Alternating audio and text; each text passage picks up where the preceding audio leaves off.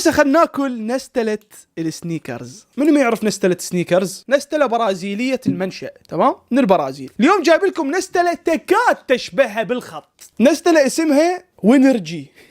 قاعد تقول لي اصلا هي مو تقليد للسنيكرز. اوكي بس يا اخي اكو فكرة نفس شكل الخط، نفس اللون، ونفس فكرة الفستق ببطن النستلة.